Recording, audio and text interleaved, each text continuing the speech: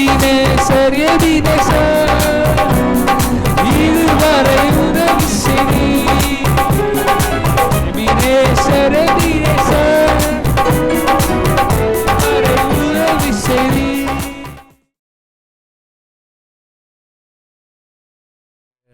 6வது மாதம், ஜூன் மாதம். கிட்டத்தட்ட 2026 பாதி வருஷங்களை கடந்து விட்டோம், அப்படி தானே? அப்போ 6 மாதங்களை சந்திக்க 5 மாதங்களை கடந்து 6வது மாதத்தில் வந்திருக்கிறோம். இந்த 2026ஆம் ஆண்டு இப்போ தான் ஆரம்பித்தது போல் இருந்தது. ஆனால் இன்னும் நம்ம பிளானரில் பார்த்திங்கன்னா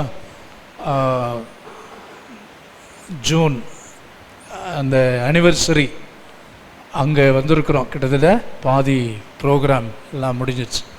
கர்த்தருக்கு மகிமை உண்டாகட்டும்.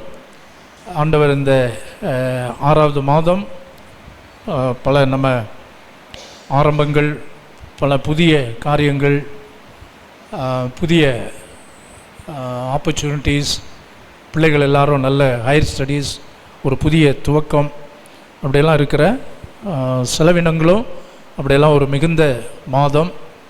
ஆனால் ஆண்டவர் நமக்கு கொடுத்துருக்கிற அருமையான வாக்குத்தத்த வசனம், இந்த மாதம் என்ன அப்படின்னா, இந்த மந்த்துக்கான தீம் என்னன்னு சொன்னால், month of the lord's honour, கர்த்தரின் கனத்தின் மாதம். பக்கத்தில் இருக்கிறவங்கள பார்த்து கை கொடுத்து சந்தோஷமாய் சொல்லுங்கள், கர்த்தர் நம்மை கனப்படுத்தும் மாதம். The month of the lord's honour. ஆண்டவர் நம்மளை கனப்படுத்த இருக்கிறார். நீதிமொழிகள் 22ஆம் அதிகாரம் 29வது வசனத்தை ஆண்டவர் நமக்கு வாக்குத்தத்தமாக கொடுத்திருக்கிறார். Book of proverbs chapter 22 words 29. நீதிமொழிகளின் புத்தகம் 22ஆம் அதிகாரம் 29வது வசனம்.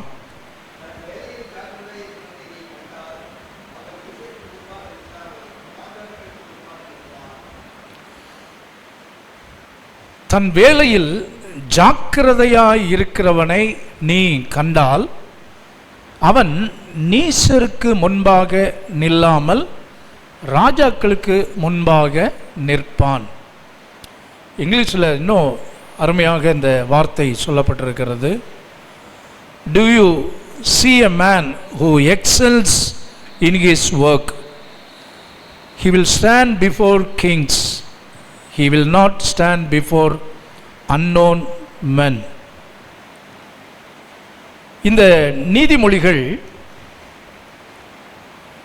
31 அதிகாரங்கள் இருக்கிறது. சாலமோனால் அதிக நீதிமொழிகள் எழுதப்பட்டது. இந்த நீதிமொழிகளின் புத்தகத்தில் 31 அதிகாரங்கள், 915 வசனங்கள். ஸோ இவைகள் எல்லாம் ஒரு மனிதர்களுக்கு, தேவனுடைய பிள்ளைகள் எல்லாருக்கும் 31ங்கிறது எதை நமக்கு குறிக்கிறது? ஒரு மாதத்தின் நாட்கள். 31 அப்படிங்கிறது ஒரு மாதத்தினுடைய நாட்கள். சில மாதங்கள் 30 முடியும், சில மாதம் 31 முடியுது.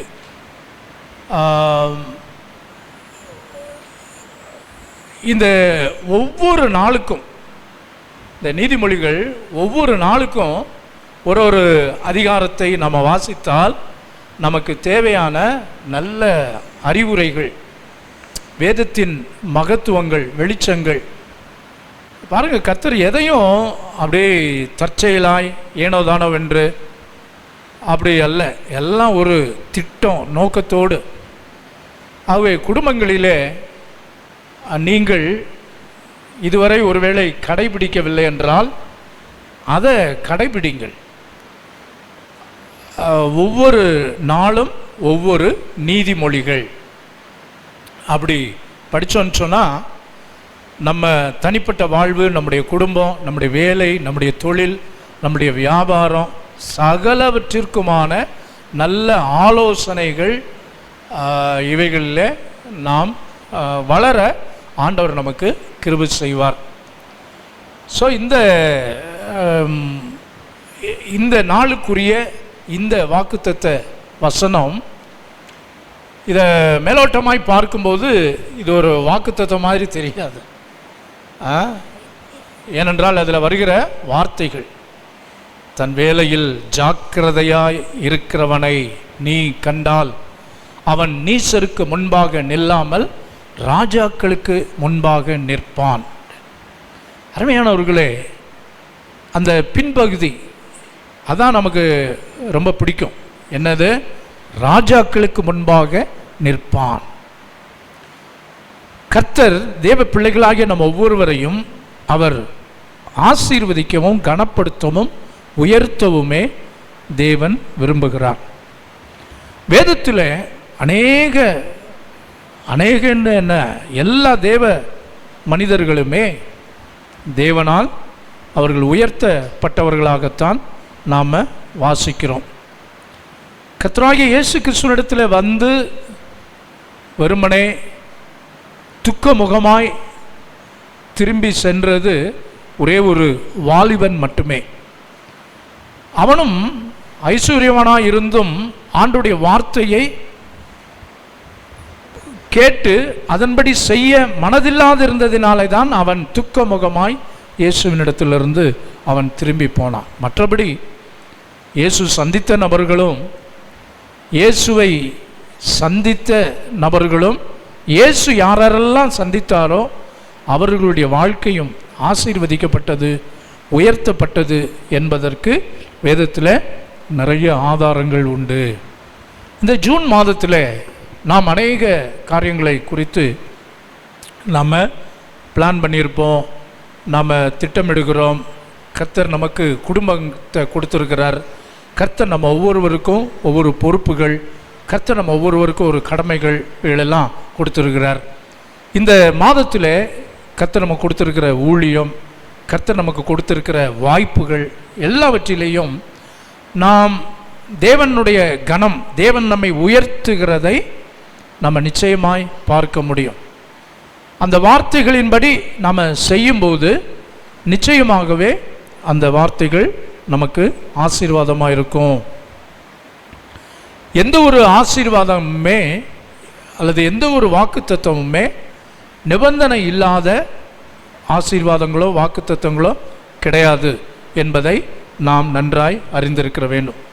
Every blessing or every promises of God are always conditional. அவைகள் நிபந்தனைகளுக்கு உட்பட்டது.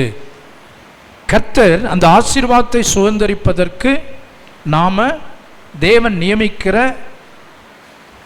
அந்த கட்டளையை, தேவன் எதிர்பார்க்கிற அந்த விருப்பத்தை நாம் நிறைவேற்றும் பொழுது, உபாகமம் 28வது அதிகாரத்தில் இன்று நான் உனக்கு விதிக்கிற உன் தேவனாகிய கர்த்தருடைய கட்டளைகளின்படி எல்லாம் செய்ய கவனமாக இருக்கும்போது இப்பொழுது சொல்லப்படும் ஆசீர்வாதங்கள் எல்லாம் உன்மேல் வந்து உனக்கு பலிக்கும் என்று நாம் அங்கே வாசிக்கிறோம். இந்த 14 வசனங்களிலே நாம் ஏராளமான ஆசீர்வாதங்களை, வாக்குத்தத்தங்களை வருஷத்தின் துவக்கத்தில் அல்லது ஆசீர்வாதமான வாக்குத்தத்தங்களை நாம் வாசிக்கும்போது அவைகளெல்லாம் நமக்கு ரொம்ப அப்பீலிங்காக இருக்கிறது. அவைகளெல்லாம் கர்த்தர் அவைகளெல்லாம் நிறைவேற்ற அவர் போதுமானவராக இருக்கிறார். அவருடைய வாக்குத்தத்தங்கள்லாம் கிறிஸ்துவுக்குள் ஆம் என்றும் ஆமேன் என்றும் இருக்கிறது. ஆகவே அந்த ஆசீர்வாதத்தினுடைய பலனை பெற்றுக்கொள்ள கூடிய கிருபையை கர்த்தர் உங்களிடத்திலும் என்னிடத்திலும் தான் ஆண்டவர் கொடுத்திருக்கிறார். அந்த ஆசீர்வாதங்களை சுதந்தரிப்பதும் அந்த ஆசீர்வாதங்களை சுதந்தரியாமல் போவதும் நம்முடைய கரத்திலே தான் இருக்கிறது. தேவன் அதை செய்ய வல்லவர். அவர் சொல்ல ஆகும், அவர் கட்டளையிட நிற்கும். ஆராய்ந்து முடியாத பெரிய காரியங்களை, எண்ணி முடியாத அதிசயங்களை அவர் செய்கிறவராக இருக்கிறார் என்று வேதத்தில் நம்ம வாசிக்கிறோம். ஆகவே அவரால் முடியாமல் இல்லை, அவரால் செய்யக்கூடாதது ஒன்றுமே இல்லை. ஆனால் அதற்கேற்ற ஒரு ஆயத்தம், அதற்கேற்ற ஒரு ஒரு ஒரு எதிர்பார்ப்பு, அதற்கேற்ற உழைப்பு, அதற்கேற்ற கிரியை நம்மிடத்திலே இல்லை என்றால் நீ விசுவாசித்தால் தேவனுடைய மகிமையை காண்பாய். ஸோ இந்த வசனத்திலே செய்ய வேண்டிய காரியம் என்ன, தேவன் கொடுக்கிற கணம் என்ன, விஷயங்கள் ரொம்ப தெளிவாக சொல்லப்பட்டிருக்கிறது.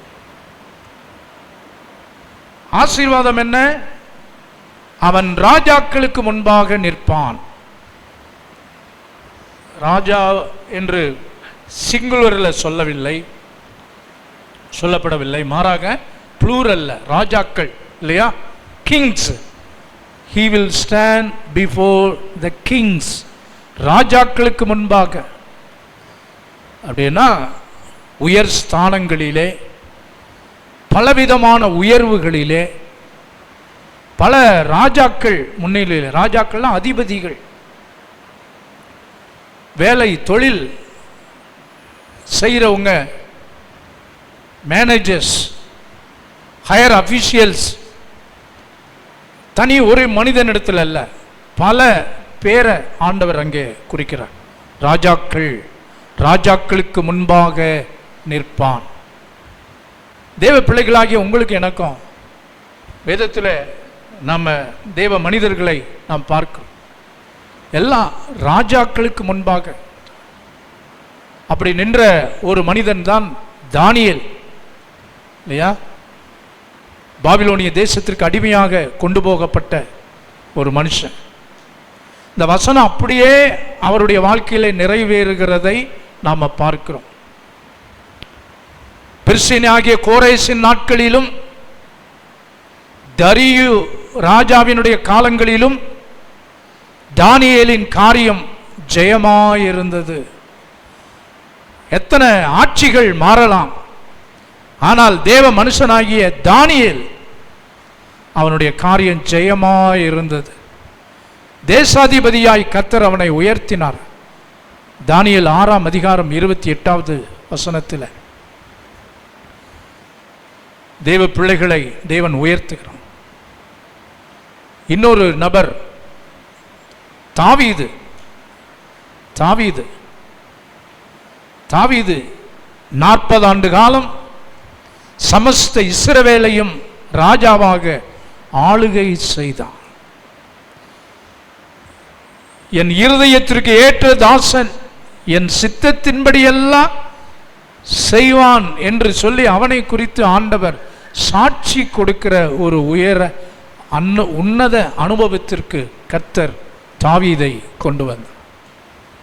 அது மட்டுமல்ல, நாம் எல்லாருக்கும் பரிச்சயமான யோசேப்பு, எகிப்திலே அடிமையாக விற்கப்பட்டவன், சகோதரர்கள் எல்லாருக்கும் இளையவன். ஆனாலும் அந்த அந்நிய தேசத்திலே, எகிப்திலே கர்த்தர் பார்வோனுக்கு நிகராய், பார்வோனுக்கு மேலாய் கர்த்தர் யோசேப்பை உயர்த்தினார். கர்த்தரை நம்பினவர்களை கர்த்தர் ஒரு நாளும் கைவிடுகிற தேவன் அல்ல. கொடுத்த வாக்குத்தத்தங்களை அவர் மறந்துவிட அவர் அநீதி உள்ளவர் அல்லவே. ஸோ இந்த 3 பேரை மட்டும் நமக்கு காட்டியிருக்கிறோம். ஆனால் வேதத்தில் இருக்கிற ஆல்மோஸ்ட் எல்லாருமே தேவனால் அவர்கள் உயர்த்தப்பட்டு கனப்படுத்தப்பட்டார். ராஜ்யமும் மேன்மையும் கர்த்தருடைய கரத்திலிருந்து கிடைத்தது. ஸோ இவர்கள் ஆசீர்வதிக்கப்பட்டார்கள், கனப்படுத்தப்பட்டார்கள். இவர்களுடைய வாழ்க்கையிலே இருந்த காரியங்கள் என்ன, அதுதான் இவர்களுடைய மேன்மைக்கு காரணமாக இருந்தது. அதைத்தான் இங்கே இந்த வசனம் ரொம்ப தெளிவாக சொல்லுகிறது. ராஜாக்களுக்கு முன்பாக நின்றார்கள், அதிபதிகளுக்கு, தேசங்களுக்கு முன்பாக நின்றார்கள். கர்த்தரை கனப்படுத்தி கர்த்தருடைய வார்த்தைக்கு முக்கியத்துவம் கொடுக்கிற எந்த ஜனத்தையும் கர்த்தர் உயர்த்துவார், ஆசீர்வதிப்பார், கனப்படுத்துவார். அதற்கு முன் உதாரணமாகத்தான் சில மனிதர்களை நாம் தியானித்தோம். இந்த வசனத்தினுடைய முன்பகுதி என்ன சொல்லுகிறது? தன் வேலையில் ஜாக்கிரதையாய் இருக்கிறவனை நீ கண்டால்.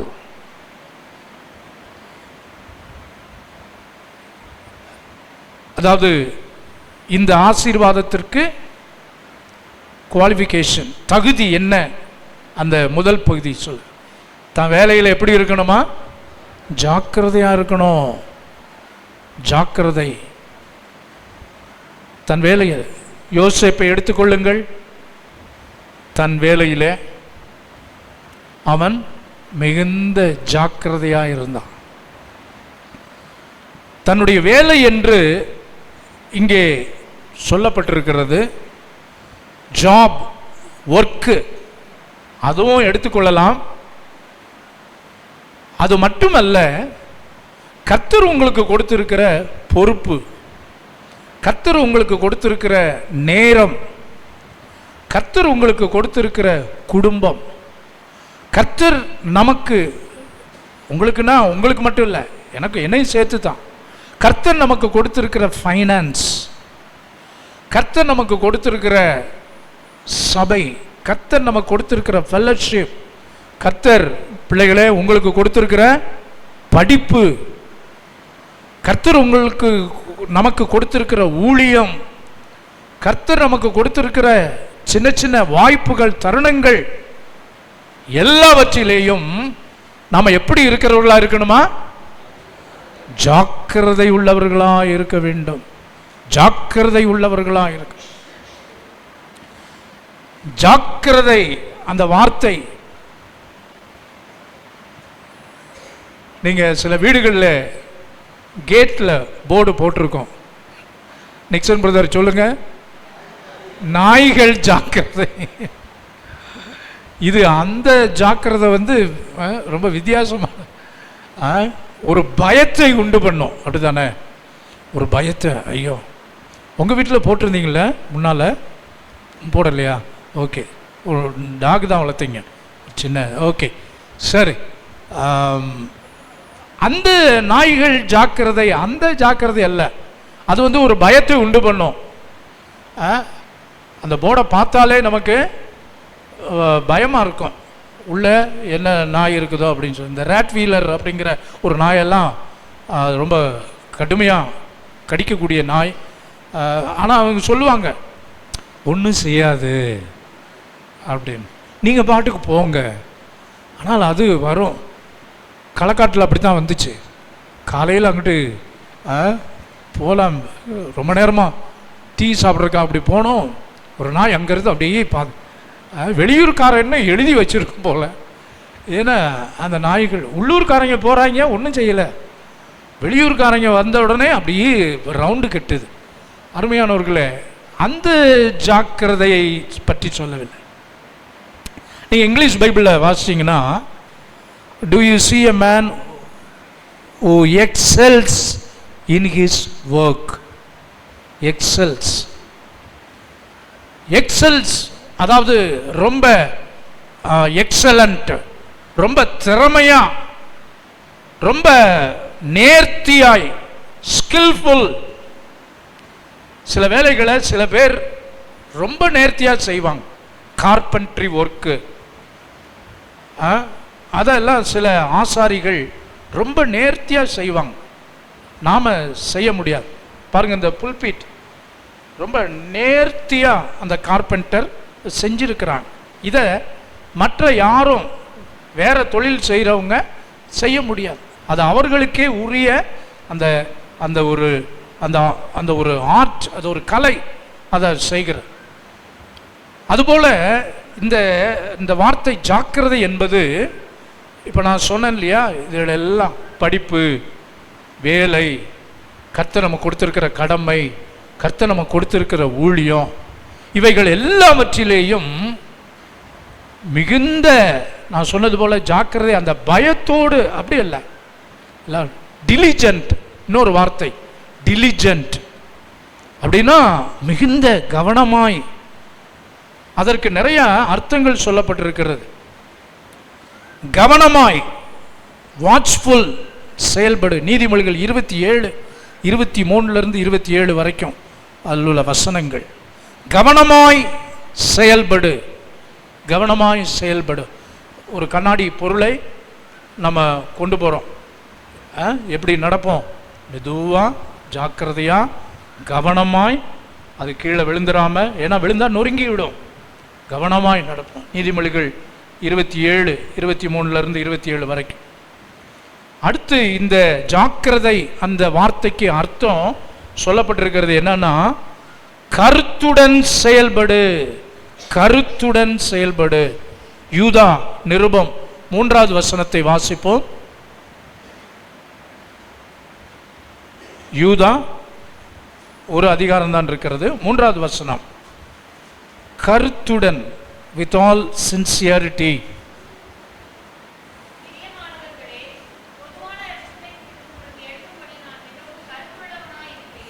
கருத்துள்ளவனாய் இருக்கையில். பாருங்க, யூதா என்ன சொல்லுகிறார்? இந்த பாருங்க, உங்களுக்கு பொதுவான ரட்சிப்பை குறித்து எழுதுவதற்கு நான் எப்படி இருக்கிறேன்?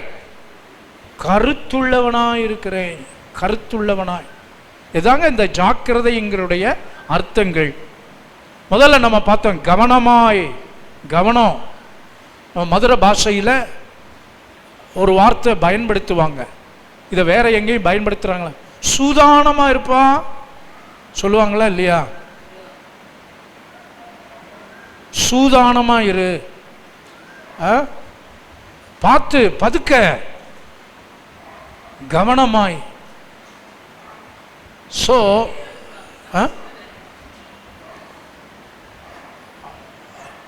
இதெல்லாம் இந்த ஜாக்கிரதைக்கு அடையாளம். கவனமாயிரு, கருத்தாயிரு.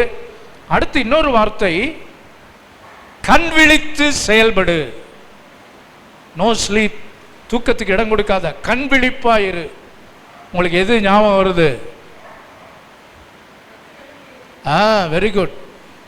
10 கன்னிகைகளில் 5 கன்னிகைகள் கொஞ்சம் அசந்துட்டாங்க. 10 பேருமே ஆயத்தப்பட்டார்கள், அழைக்கப்பட்டார்கள். ஆனால் கொஞ்சம் டைம் கிடைச்ச உடனே அதை பிரயோஜனமாய் செலவழிக்காமல் கொஞ்சம் கண் அசர்ந்தாங்க. அதுக்குள்ள மணவாளன் வந்து விட்டான். தூக்க மயக்கம். அந்த தூக்கத்தை எல்லாம், சில பேருக்கு பெரிய தடை என்ன தெரியுமா? இந்த தூக்கம்தான், தூக்க மயக்கம். அருமையானவர்கள், கண் விழித்து செயல்படு. என்ன நீங்கள்லாம் தூங்குறது இல்லையா? அப்படின்னு எல்லாருமே தூங்குறது தான். தூக்கம் மனுஷனுக்கு அவசியம். அதனால தான் கர்த்தர் இரவை படைத்து இருக்கிறார். ஒரு மனுஷனுக்கு, சாதாரண மனுஷனுக்கு குறைந்தபட்சம் 6 மணி நேரம் அல்லது 7 மணி நேரம்.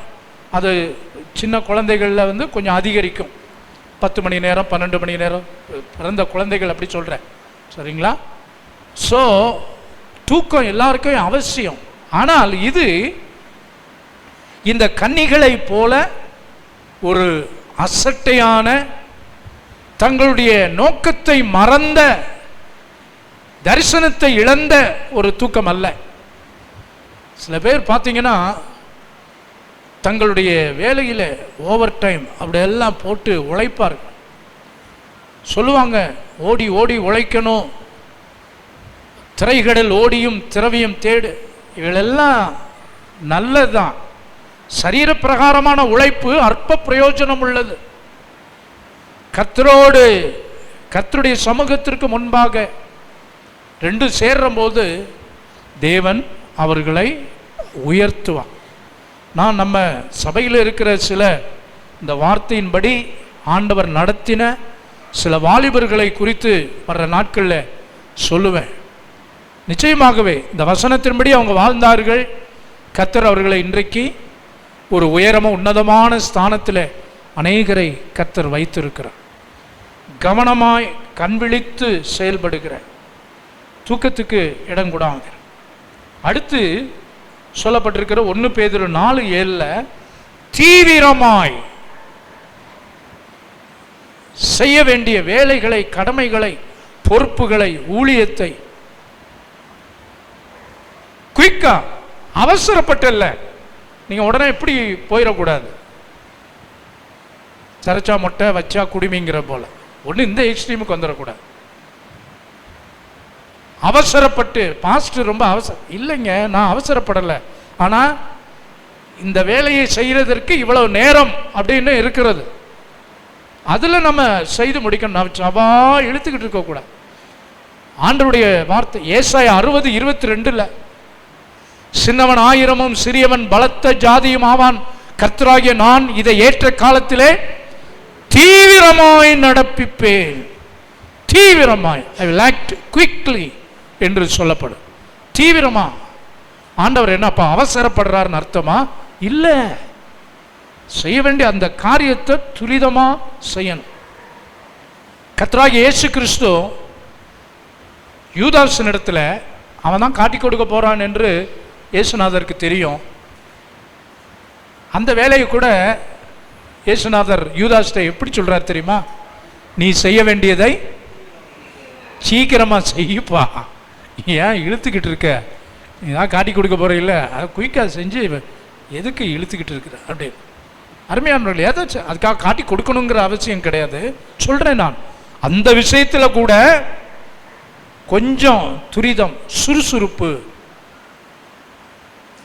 அருமையான தேவனுடைய பிள்ளைகளே, கடைசி அந்த ஜாக்கிரதை வார்த்தைக்கு ஒரு மனம் 1 கொரிந்தியர் 8:11 இது ஒன்னஸ், யூனிட்டி. நேற்றுக்கு நாம தியானிச்சோம் இல்லையா? பழைய ஏற்பாட்டில் 4 குஷ்ரோகிகள், புதிய ஏற்பாட்டில் 4 நண்பர்கள்.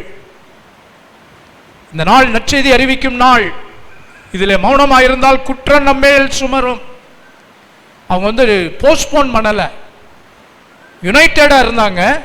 அதே நேரத்தில் தீவிரமாய் செயல்பட்டார்கள். ஓடி போய் அதில் ரிஸ்க் இருந்தது, ஆனாலும் அதெல்லாம் பாராமல் இந்த பழைய ஏற்பாட்டில் உள்ள குஷ்ரோகிகள் 4 பேரும் சரி, புதிய ஏற்பாட்டில் நான் வாசித்த 4 நண்பர்கள் அவங்களும் சரி, காரியங்களை எத்தனை தடைகள் வந்தாலும் சரி, கூட்டம் ஒரு தடையாக இருந்தது, கூரை ஒரு தடையாக இருந்தது, எதற்கும் கவலைப்படலை.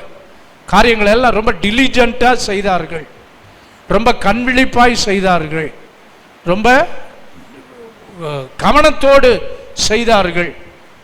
தங்களுடைய சௌகரியங்களை அந்த கம்ஃபர்ட் ஜோன்ல இருந்து எல்லாம் ஒதுக்கி வச்சுட்டு வந்தாங்க. ஆண்டவர் இப்போ தேவனால் உயர்த்தப்பட்ட மனுஷர்களை நம்ம பார்க்கும்போது அதற்கு பின்னால இந்த காரியங்கள் எல்லாம் இருக்கு. பிரியமானவர்களே, ஆண்டவருடைய வார்த்தை இந்த மாதத்தில் நிச்சயமாக ஆண்டவர் நம்மளை ஒரு உயர்வான நமக்கு கொடுக்கப்பட்டிருக்கிற காரியங்களிலே நாம் கவனமாய், கருத்தாய், கண்விழிப்போடு, தீவிரமாய், ஒரு மனதோடு செயல்படும் பொழுது யோசேப்பை, தாவீதை, தானியேலை உயர்த்தி ராஜாக்களுக்கு முன்பாக நிற்க பண்ணின தேவன் நம்மையும் இந்த மாதம் முழுவதும் நிற்க பண்ண அவர் போதுமான தெய்வமாக இருக்கிறார். பிரியமானவர்களே, இந்த மாத டைடிங்ஸ் நமக்கு 8 பக்கம் இருக்கிறது. இதில் வழக்கமாக பிறந்த நாள், திருமண நாள் அவைகள் இருக்கிறது. சில முக்கியமான கடந்த மாதத்தில் நடைபெற்ற ஊழியங்கள், சில ஃபோட்டோஸ் இருக்கிறது. கடைசி பக்கத்தில் இந்த மாதத்தின் மிக முக்கியமான நிகழ்வாக 26வது ஆண்டு விழா நமக்கு கொடுக்கப்பட்டிருக்கிறது, அந்த போஸ்டர் கொடுக்கப்பட்டிருக்கிறது. ஆகவே அதையும் நம்ம மனதில் கொண்டு இந்த கூட்டங்களுக்காக நம்ம செயல்படுவோம். இந்த டைடிங்ஸ் வாங்கிட்டு போயிருங்க பீட்டர் பிரதர்.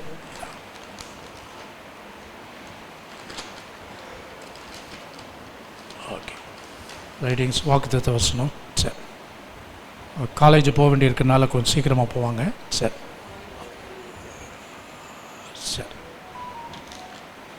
அது மட்டுமல்ல, இந்த மாதத்திலே, கடந்த மாதத்திலே நமக்கு 2 அருமையான பெண் குழந்தைகளை கர்த்தர் நமக்கு கொடுத்துருக்கிறார். அவங்க பேரெல்லாம் அதில் போட்டிருக்கு பாருங்கள். Sophia Esther doctor of Ranjith Pushpa, அப்புறம் கிப்சன் டெனிஷா இவர்களுடைய மகள் ஜெஸ்ரின் கிடி, அவங்களுடைய பேர்களெல்லாம் அதில் போட்டு அவங்களுக்கு வாழ்த்து தெரிவித்திருக்கிறோம். நம்ம எஸ்எஃப்சி டீமில் பங்கேற்ற பிள்ளைகளுடைய பெயர்கள் போடப்பட்டிருக்கிறது. 10th +2 எக்ஸாம்ஸில் பாஸ் பண்ணவங்களுடைய வாழ்த்து செய்தி அதில் இருக்கிறது. அப்புறம் இன்னொரு முக்கியமான விஷயம், வேதாகமத்தில் இந்த மாதம் ஆண்கள் ஐக்கிய, அதாவது தகப்பன்மார் தினம் அல்லவா? ஸோ தகப்பன்மார்களுடைய ஸ்பெஷாலிட்டிஸ், வேதத்தில் ஆண்களுடைய முக்கியத்துவம், ஒரு பேஜ் முழுசும் ஆண்களுக்குரிய சிறப்புகள் அதில் சொல்லப்பட்டிருக்கிறது. இவைகளெல்லாம் ஒவ்வொரு சகோதரர்களும் இதை உங்கள் பைபிளே வச்சுருங்க, சரிங்களா? ஆண்களுக்கு ஆண்டவர் கொடுக்குற ஆசீர்வாதங்கள் அப்படியெல்லாம். அப்புறம் இந்த மாதத்திற்கான ஸ்கெடியூல், இன்றைக்கி இந்த அதிகாலை ஜெபம் முதல் இந்த வாரத்தில் நடக்கிற ஊழியங்கள், இந்த மாதத்திலிருந்து செவ்வாய்க்கிழமைகள் நீரூற்று ஜெபங்கள், புதன்கிழமை வேதபாட வகுப்புகள், வியாழக்கிழமை கேர்சல்ஸ் ஊழியங்கள், வெள்ளி சனி உபவாச ஜெபங்கள் இவையெல்லாம் தொடர்ந்து நடக்கும். இந்த மாதத்தில் புடசப்பட்டி வீட்டு கூட்டங்கள், மாதந்தோறும் நடக்கிற வீட்டு கூட்டங்கள், அவைகளும் நமக்கு தொடர்ந்து நடைபெறும். ஸோ ஆகவே எதுவும் போஸ்ட்போன் பண்ணப்படாது. போன நாட்களிலேயுமே பைபிள் ஸ்டடியை தவிர மற்ற எல்லா ஊழியங்களும், நீரூற்று ஜெபங்கள் எல்லாம் அது தொடர்ந்து ரெகுலராக நடந்து கொண்டிருக்கிறது. ஆகவே வீடுகளிலே தெய்வ பிள்ளைகள் நீங்கள் கூடி ஜெபம் பண்ணுங்க. இதில் மற்ற சில ஃபோட்டோஸ் எல்லாம் இருக்கிறது. இந்த 26ஆம் தேதி 26வது ஆண்டு விழா 4 நாட்கள் வைத்திருக்கிறோம். வியாழன், வெள்ளி, சனி, ஞாயிறு. வியாழக்கிழமை மாலையிலிருந்து கூட்டங்கள் நமக்கு ஆரம்பமாகிறது. அந்த வாரம் அந்த புதன்கிழமை 17ஆம் தேதி பைபிள் ஸ்டடி இருக்காது. ஏன்னா வியாழக்கிழமை நமக்கு கூட்டம் ஆரம்பிக்கிறதுனால வியாழக்கிழமை மாலை, வெள்ளிக்கிழமை காலை உபவாச ஜெபம், மாலை சிறப்பு கூட்டம், சனிக்கிழமை காலை சிறப்பு கூட்டம், மாலை சிறப்பு கூட்டம். ஞாயிற்றுக்கிழமை 21ஆம் தேதி நமக்கு காலை ஆராதனை 7லிருந்து 9 வரைக்கும், 9:30லிருந்து 11 வரைக்கும். அந்த 2வது ஆராதனையில் நான் கர்த்தருடைய வார்த்தையை கொடுப்பேன். முதல் ஆராதனையில் தான் பாஸ்டர் சர்க்குணம், ஏன்னா அவங்க அந்த முதல் ஆராதனை முடிச்சுட்டு அவங்க அருப்புக்கோட்டைக்கு போகிறாங்க, ஈவினிங் திரும்ப வருவாங்க. ஸோ அது நம்ம ஒழுங்குபடுத்துகிறோம். 21ஆம் தேதி ஈவினிங் தகப்பன்மார் தினம், ஃபாதர்ஸ் டே, அந்த சிறப்பு இவைகளெல்லாம் நம்ம அனுசரிக்கிறோம். காலை ஆராதனைகளிலே நமக்கு அனிவர்சரி 26ஆம் ஆண்டு விழாவை நம்ம சிறப்பிக்கிறோம். ஸோ இதற்கெல்லாம் நம்ம காரியங்களை திட்டமிட வேண்டும். நான் வழக்கமாக ஆண்கள் சகோதரர்களுக்கு, நம்ம சபையில் கிட்டத்தட்ட 80ற்கு மேற்பட்ட ஆண்கள் சகோதரர்கள் இருக்கிறோம். ஸோ அவங்கள எல்லாரையும் கனப்படுத்துகிற, அவர்களை கௌரவப்படுத்துகிற அந்த நிகழ்வுகளெல்லாம் நம்ம பிளான் பண்ணி காரியங்களை செய்யணும். ஆகவே இவைகளுக்காக இந்த மாதத்தின் ஒவ்வொரு நாளும் உங்களுடைய தனி ஜெபங்கள், குடும்ப ஜெபங்களிலே கூட்டத்திற்காக ஜெபியுங்கள். ஏற்கனவே இந்த கைப்பிரதிகள்லாம் நேற்று வாங்கியிருக்கிறோம், அவைகளையும் நம்ம கொடுத்து ஊழியம் செய்வோம், ஆத்துமாக்களை சந்திப்போம். ஆண்டவர் அற்புதமான கிரியைகளை செய்வாராக. முழங்கால் படியிடுவோம், ஜெபம் பண்ணுவோம். ஆண்டவருடைய கிருபை அனுகிரகம். ஆமென், ஹல்லேலூயா.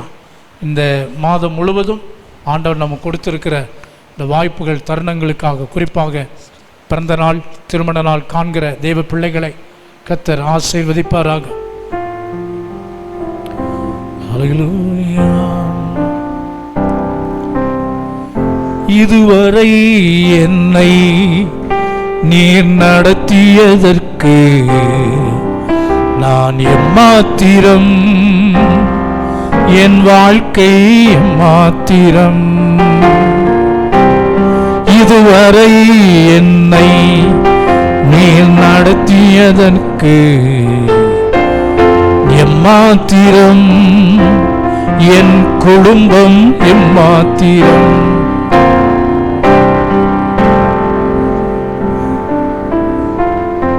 இந்த மாதத்தில் கர்த்தர் நம்ம கொடுத்திருக்கிற ஊழியங்கள், கர்த்தர் நம்ம கொடுத்திருக்கிற சிறப்பு கூட்டங்கள் எல்லாவற்றையும் கர்த்தருடைய கரத்தில் அர்ப்பணிப்போம். அது மட்டுமல்ல, படிக்கிற 4ஆம் தேதியிலிருந்து ஸ்கூல், காலேஜ் இவைகள் எல்லாம் ரீஓப்பனிங் ஆகிறது. கர்த்தருக்கு மகிமை உண்டாகட்டும். டீச்சர்ஸ் இருக்கிறாங்க, கர்த்தர் தம்முடைய பிள்ளைகளை ஆண்டவர் ஆசீர்வதிப்பார். இந்த நியூ அகாடமிக் இயர் அவர்கள் எல்லாருக்கும் மிகுந்த ஆமென் ஆசீர்வாதமாக இந்த வார்த்தையை பிடிச்சுக்கங்க. இந்த வார்த்தையை நான் சொன்னதுனால அல்ல, இது கர்த்தருடைய வார்த்தை. தன் வேலையில் ஜாக்கிரதையாக இருக்கிறவனை நீ கண்டால் அவன் நீசருக்கு முன்பாக நில்லாமல் ஒரு கேரண்டி கொடுக்கிறார். நீசருக்கு முன்பாக அநியாயம் பண்ணுறவன், அட்டூழியம் பண்ணுறவன், அரசியல்வாதி மனுஷனிடத்துல கையேந்தி நிற்க வேண்டிய அவசியம் இல்லை. மனுஷனை நம்ம தேடி போக வேண்டியதில்லை. தேவனுக்கு ஆமென், தேவனை கனப்படுத்துகிறவன் ஆமென், தேவனுக்கு முன்பாக மண்டியிடுகிறவன் மனுஷனுக்கு முன்பாக வண்டியிட வேண்டிய அவசியம் இல்லை. ஆமென். நம்முடைய ஆதரவு கர்த்தருடைய கரத்தில் இருக்கிறது. ஆமென். கரங்களை உயர்த்தி நம்மை, நம்முடைய குடும்பத்தை, நம்முடைய சபையை, நம்முடைய வேலைகளை, நம்முடைய எல்லா கிரியைகளையும் கர்த்தருடைய கரத்தில் அர்ப்பணித்து கொஞ்சம் வாய்களை திறந்து ஆமென் ஆண்டவரோட பேசுவோம். ஆமென். அல்லேலூயா. மௌனமா இருக்க வேண்டாம். ஆமென். மௌனமா இருக்க வேண்டாம். ஆண்டவரோட ஒப்புரவாகும். இந்த மாதத்தை ஆண்டவருடைய கரத்தில் அர்ப்பணிப்போம், ஒப்பு கொடுப்போம். ஹல்லேலூயா, ஹல்லேலூயா. நன்றி, நன்றி, நன்றி ராஜா. ஹல்லேலூயா, ஹல்லேலூயா. ஆமென், ஆமென், ஆமென், ஆமென், ஆமென். கிருபை இரக்கம் நிறைந்த எங்கள் அன்பின் ஆண்டவரே, ஆசீர்வதிக்கப்பட்ட இந்த 6வது மாதத்தின் முதல் நாளுக்காக நன்றி. உடைய சமூகத்திலே நாங்கள் சிலராய் இந்த காலை வேளையிலே இந்த நாளை, இந்த மாதத்தை உம்முடைய சமூகத்திலிருந்து ஜெபத்தோடு ஆரம்பிக்க கர்த்தர் கொடுத்த கிருபைகளுக்காக நன்றி. தன் வேலையில் ஜாக்கிரதையா இருக்கிறவனை நீ கண்டால் அவன் நீசருக்கு முன்பாக நில்லாமல் ராஜாக்களுக்கு முன்பாக நிற்பான். இந்த வார்த்தையின்படி ஆண்டவர் எங்களை ராஜாக்களுக்கு முன்பாக நிற்கிற ஒரு பெரிய அனுபவங்களை கர்த்தர் தருகிறதற்காக நன்றி. உடைய பிள்ளைகளை உடைய கரத்தில் அர்ப்பணிக்கிறோம். தொடர்ந்து வழி நடத்துங்க. எல்லா விதமான தீமைகள், வசை சொற்கள், வன்கண்கள், வஞ்சகங்கள், வழிப்பறிகள், வலிவி போகுதல், வியாதிகள், விபத்துக்கள், விபரீதங்கள், விரோதங்கள், விக்கினங்கள், விலகிச் செல்லுதல், விழுந்து போகுதல், விஷப்பூச்சிகள், விஷமிகள், வீண் செலவுகள், வீண் வார்த்தைகள், விக்கிரக ஆராதனைகள், வைராக்கியங்கள், வேதனைகள், வாதைகளுக்கு விலக்கி தேவரீரங்களை ஆசீர்வதித்து எல்லைகளை பெரிதாக்கி கரம் எங்களோடு இருந்து தீங்கி எங்களை துக்கப்படுத்தாதபடி இதற்கு விலக்கி எங்களை காத்து கொண்டு கிருபையும் ஆண்டவரே சத்தியம் எங்களை பின்தொடரும்படி பிறந்த நாள், திருமண நாள் காண்கிற தேவ பிள்ளைகளை, வெளியூர்கள் வெளிநாடுகள் இருக்கிற தம்முடைய பிள்ளைகளை, கர்த்தாவே சுகவீனமாக இருக்கிற பிள்ளைகளை உம்முடைய அன்பின் கரத்தில் அர்ப்பணிக்கிறோம். கர்த்தர் கிருபையாய் எங்களுக்கு நீர் கொடுத்திருக்கிற குழந்தை பாக்கியங்கள், கர்த்தாவே ஜெஸ்ரின் கிடிக்காக, கர்த்தாவே சோஃபியா எஸ்தருக்காக நன்றி. தொடர்ந்து தேவ கரம் உடைய பிள்ளைகளோடு இருந்து கர்த்தாவே நீதிமானுடைய சந்ததி கர்த்தாவே உங்க நாம மகிமைப்படும்படி பிள்ளைகளை ஆசீர்வதி. கற்பத்தின் கனி கர்த்தரால் வரும் சுதந்திரம், பிள்ளைகள் அவரால் கிடைக்கும் பல நாம மகிமைப்பட. டீச்சர்ஸ்க்காக ஜெபம் பண்றோம் ஆண்டவரே. ஸ்கூல்ஸ்ல காலேஜஸ்ல ஒர்க் பண்ற பிரயாணங்கள் பாதுகாக்கப்படட்டும். தேவ பாதுகாப்பு இருக்கு. உடைய தமிழகத்தை, மதுரை மாவட்டத்தை, இந்திய தேசத்தை உடைய அன்பின் கரங்களில் அர்ப்பணிக்கிறோம். வெயிலின் தாக்கங்கள் குறையட்டும். உடைய பிரசன்ன விளங்கட்டும் ராஜா.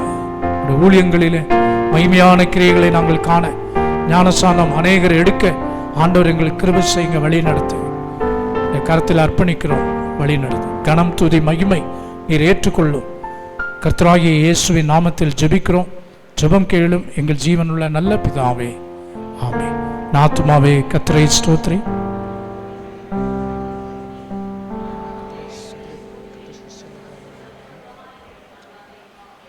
நம்முடைய கர்த்தராகிய இயேசு கிறிஸ்துவின் கிருபை, பிதாவாகிய தேவனுடைய அன்பு, பரிசுத்த ஆவியானவரின் அந்யோன்ய ஐக்கியம், சந்தோஷம், சமாதானம் நம் அனைவரோடும் தேவனுடைய பிள்ளைகள் யாவரோடும் உடைய வருகை பிரிந்தும் இருப்பதாக.